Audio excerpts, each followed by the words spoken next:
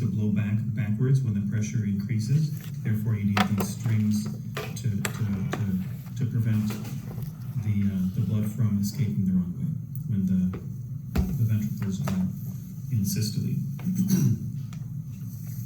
You also have this septum here. This is the interventricular septum. You have your ventricles here, so this is from here to here is the interventricular septum, and then from here to here is your interatrial septum.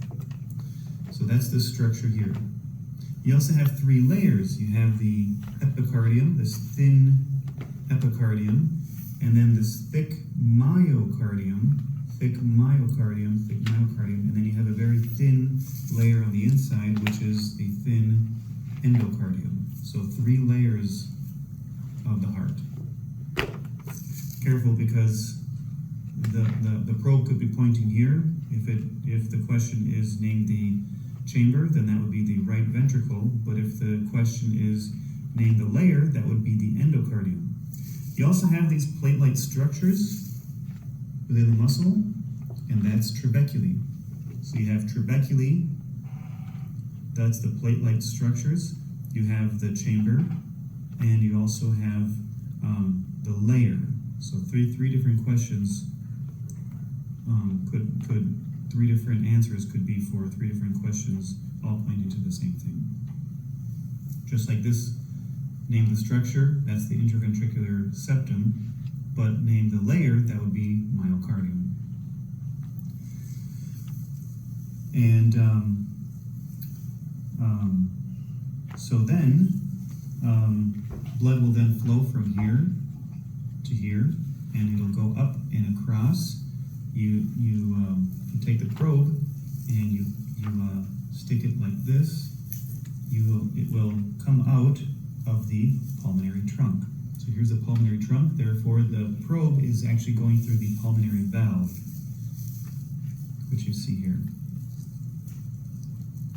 Pulmonary valve. It's small, so it's much harder to see. It's going to be hard to find on these hearts because they cut